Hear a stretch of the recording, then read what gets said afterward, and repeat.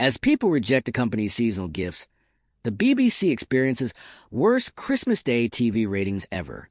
This year, the BBC experienced some of its lowest Christmas Day TV ratings in recent memory as people abandoned its customary seasonal programs. At its highest point on December 25th, when almost 4.6 million people tuned in to witness King Charles III's yearly Christmas address, viewing numbers were about two-thirds lower. Compared to those who gathered around the television set for the company's eagerly anticipated Gavin and Stacey special in 2024, this represented over 8 million fewer viewers.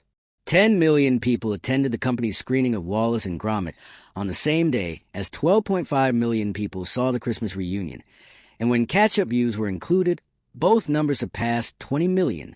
Although the BBC continued to dominate the most-watched list this year, its ratings were generally declining, which was concerning for executives after yet another scandal-plagued year.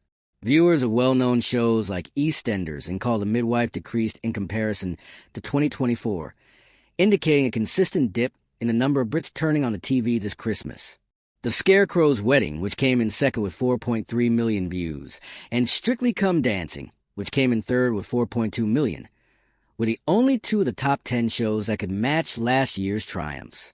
With 3.4 million viewing, Call the Midwife ranked fourth, while Amandaland, a newcomer, overtook Albert Square inhabitants for seventh position with 3 million.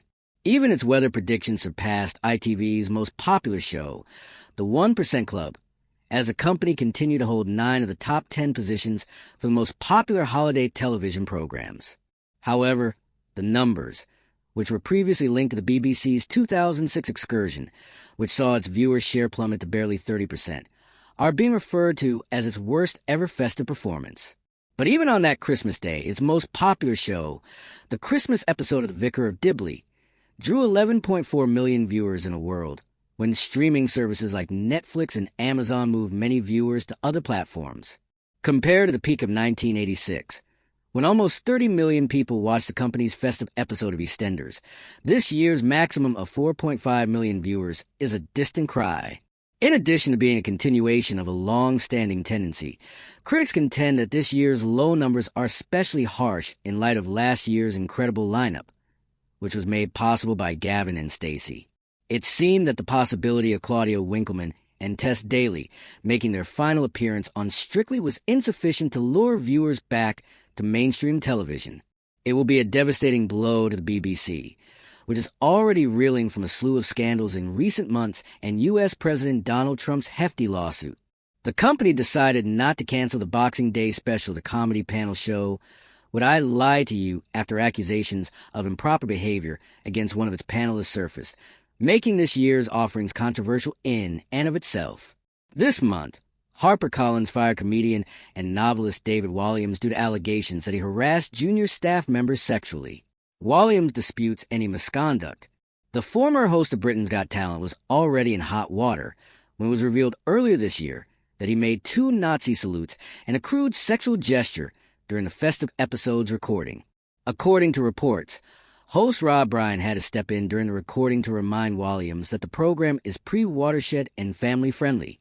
The BBC aired the episode as scheduled while confirming that it had no plans to collaborate with the author in the future.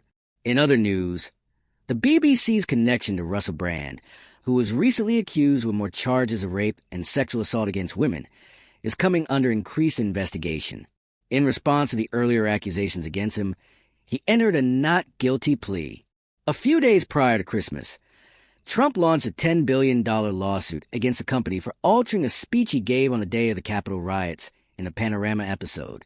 "We're proud of the fact that people come together on the BBC at Christmas," stated Kate Phillips, chief content officer of the BBC. Having 9 of the top 10 shows on Christmas Day serves as a timely reminder that, despite the abundance of options, shared moments still matter.